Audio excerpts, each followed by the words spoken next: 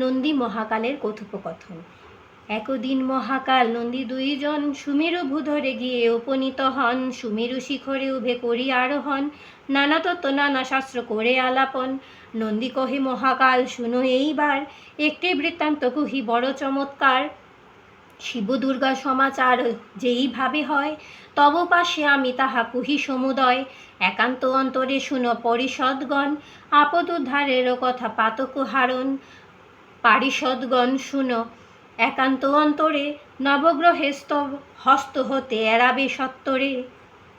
শিব সকাশে পার্বতীর প্রশ্ন। উমার সহিত প্রভু দেব মহেশ্বর, সানন্দে অন্তরে গেলা শৈলেশ শিখর।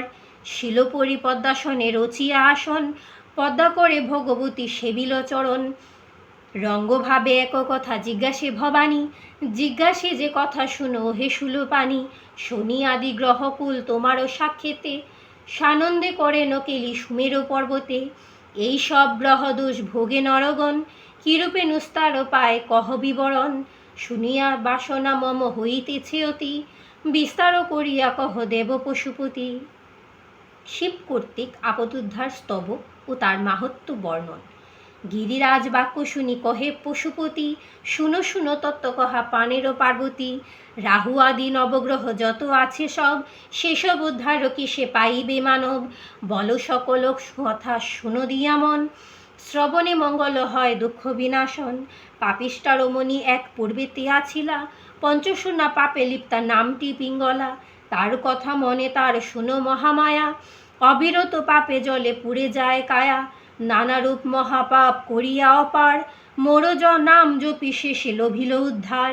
ভক্তি করি মোর নাম পরেতে স্মরিলে, সেই হেতু সকল পাপে তখনই তরিল। গৌরী কহে সেই কথা বল পশুপতি, কোন কথা হইতো পায় পিঙ্গলা শিব সুগতি। শিব বলে সেই কথা করহ শ্রবণ, বলিব বিস্তারে আমি তাহে দেহ মন। অষ্টোত্তর শত আছে মম শুভ নাম, তাহার প্রসাদে পূর্ণ হয় মনস্কাম। গহপীরা নানা আছে তিন ভুবনে, সকলে বিনষ্ট হয় শ্রীনাম শ্রবণে। ইহা শুনি দেবী কহে ওহে ভগবান, পাপ পুণ্য তুমি বেদেরও আখ্যান।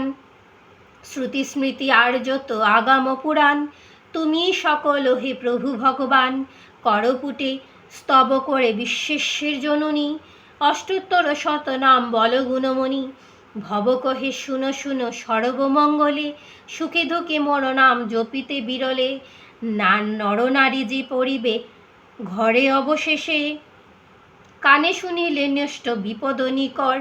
বিপদে কালেতে পড়ে এই শাস্ত্র যেই, ত্রিশূল করেতে আমি তার পাশে রই। সন্ধ্যাকালে এই কথা যে করে অভ্যাস, অস্ত্রাঘাতে তার কষ্ট করি যে বিনাশ। তৃতীয় প্রহরে শাস্ত্র পড়ে যেই জন, অস্ত্রাঘাতে তার বিঘ্ন করি বিনাশন। রাত্রিকালে নাম জপে হৃদয় মাঝারে, দুঃখ কষ্ট যাহা হয় সব পালায় অন্তরে। শিবমুখে এই কথা শুনিয়া ভবানী, সুখের সাগরে মগ্ন হইলেন তখনই। করপুটে জিজ্ঞাসেন পুনঃ ভগবতী, শুনবারে সেই কথা হয় মোরপতি। যতেক নাম বল গুণমণি, শ্রবণ করিব সুখে ওহে শূলপাণি। শিব বলে মর নাম শুনো মঙ্গলা, তরিলে নামেরও বলে বিপদ পিঙ্গলা। পঞ্চশূন্যা গৃহপ্রাপ আচারী প্রচুর, নাম জপি কষ্ট হইল তার দূর। করপুটি কইল তবে জিজ্ঞাসে পার্বতী, সেই কথা শুনিবার ইচ্ছা মম অতি। ভব কহে মোর কথা শুনহ ভবানী, অষ্টোত্তর শত নাম পবিত্র কাহিনী। অষ্টোত্তর শত নাম করিলি পঠন, শুনিয়া পলায় জুড়ে দূতে যত গৃহগণ। আপদ উদ্ধার শাস্ত্র রহে যদি ঘরে, বিপদ না আসে তথা পলায় অন্তরে। লিখিলে পড়িলে কিংবা শুনিলে শ্রবণে, বিপদে পলায় দূরে আমারও বচনে। যদি পড়ে এই শাস্ত্র গৃহের ভিতরে, আপদ বলায় নাহি থাকে তার ঘরে। প্রতিদিন পড়ে কিংবা শুনে যেই জন, দুঃখ কষ্ট তারে নাহি থাকি ঘরে।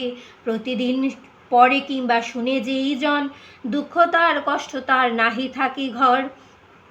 এরূপেতে নন্দী করে শুনো মহাকাল, একথা শুনিলে নষ্ট যতেক জঞ্জাল। স্থান উগ্র মহাকাল বিভু মহেশ্বর, শিবশূলী শূলপাণি রুদ্র দিগম্বর।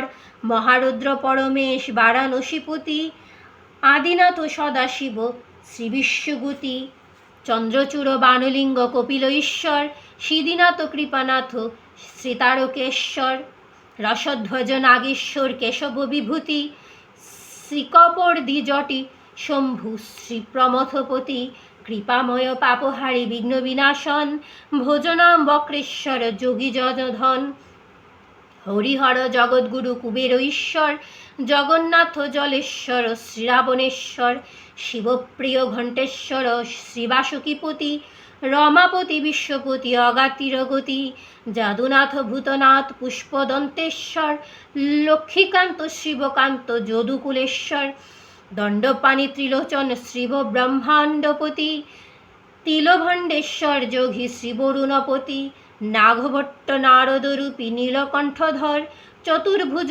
ত্রিলোচন রাজরাজস্বর মৃত্যুঞ্জয় কাশীনাথ শ্রীপঞ্চবদন মদন অন্তকদন্দি ভুজাঙ্গভূষণ আশুতোষ বিশ্বকর্তা ত্রিলোক বিজয়ী জনার্দন সনাতন সর্বানুজয়ী গুরু শ্রী পরম গুরু চক্রীচন্দ্রনাথ পরাপর গুরু দ্বন্দ্বী পুষ্পদন্তনাথ ত্রয়ম্বকে নিশান বজ্রী শ্রীরুদ্রমূরতি কালেশ্বর গঙ্গাধর শ্রীভৈরবপতি মহাবিষ্ণু মহাজিষ্ণু বদরিকানাথ পার্বতী প্রাণবল্লভ কপুরী রাজনাথ বিশ্বনাশী সর্বগ্রাসী শশাঙ্ক শেখর মদনারীশ্বরী রক্ষযজ্ঞেশ্বর সোমনাথ তীব্রতাপা জ্যোতিকুলধন হাটক ঈশ্বর বলি নামের গণন এত বলি মনোভাব দরে গুণধাম ভক্তিভরে ভৈমবতী করিল প্রণাম কহে সতী এক কথা নিবেদি চরণ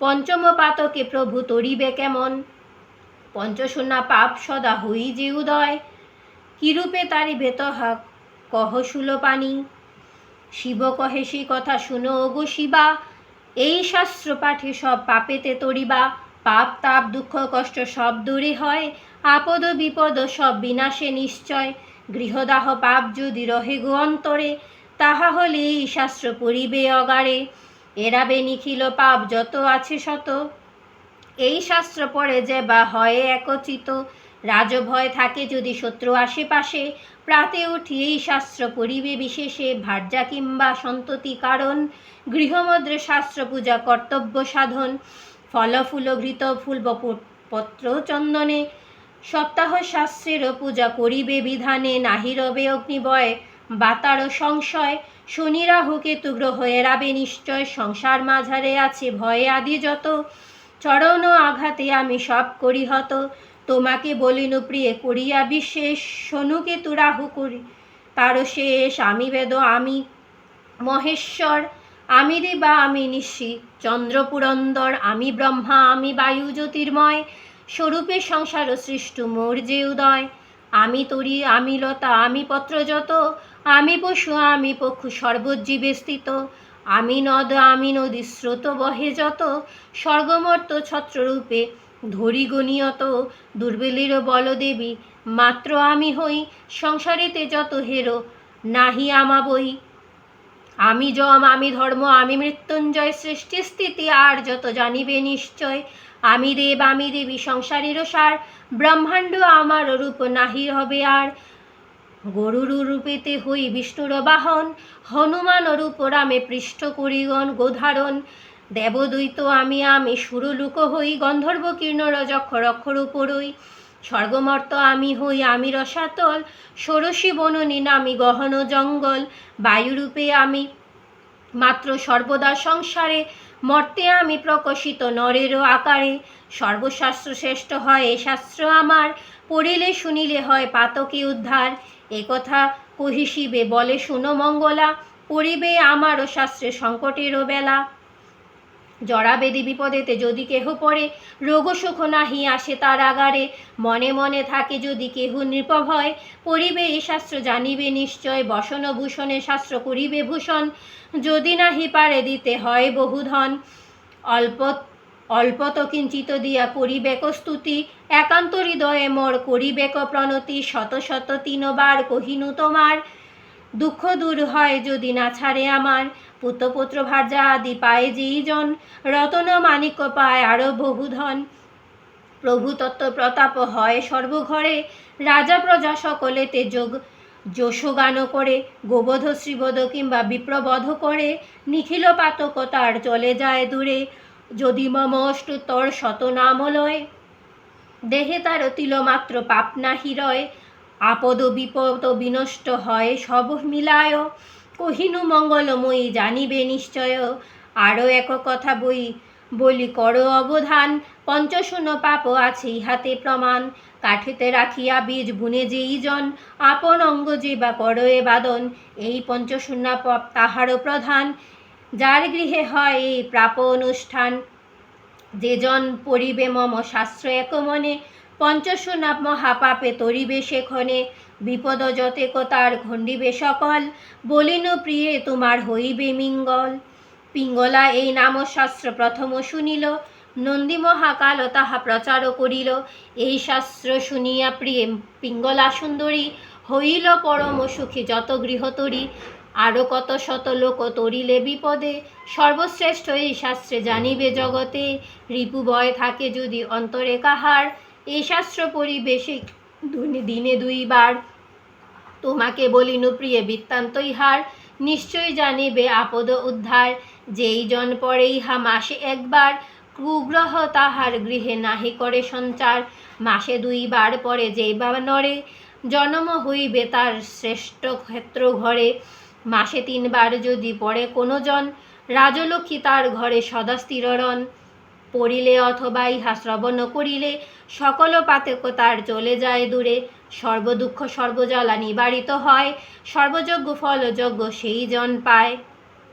একবার ভক্তি করে যদি ইহা পড়ে, পাতক তাহাকে নাহি ভ্রমেতে ঘুরে, দুইবার যদি কেহ করে অধ্যয়ন, জ্যোতিষ্ঠম যজ্ঞ ফল পাই সেই জন, সকল কামনা সিদ্ধি এই স্তব পড়িলে, ভক্তি করে এই শাস্ত্র শ্রবণ শুনিলে, শতেক জন্মকৃত পাপ হয় বিমোচন, পবিত্র তাহার বংশ ইহার কারণ, প্রত্যহ যাহারা ভক্তি রাখিয়া অন্তরে, শিবনাম গান বদন বিবরে, অথবা এই শাস্ত্র করে পঠন শ্রবণ, তপজব জাগেন তার নাহি প্রয়োজন, কেন সে মরিবে বৃথা তীর্থে তীর্থে ঘুরি, সর্বতীর্থ সদা তার ঘরের ভিতরি, ধনধন্য পুত্রকন্যা ভার্যা বন্ধু তার, দিনে দিনে তার গৃহে হয় যে বিস্তার, কোটি কোটি ধেনুদানে যে বা পুণ্য জনমে, সেই পুণ্য লাভ হয় ইহা অধ্যয়নে, শতবার গঙ্গা স্নানে যেই পুণ্য হয়, এই শাস্ত্র পড়িলে ঘটিবে নিশ্চয়, শতেক জন্মকৃত্য সদা নাশ পায়, দেহ অন্তে মুখ্য লাভ সে করিনু নিশ্চয়, প্রত্যহ প্রভাতে উঠি যেই মহাজন, ভক্তি ভরে ইহা পঠন করে বা শ্রবণ, সর্বতীর্থ স্থান ফল লভে সেই জন, শঙ্করেরও বাক্য মিথ্যা নাহে কদাচন।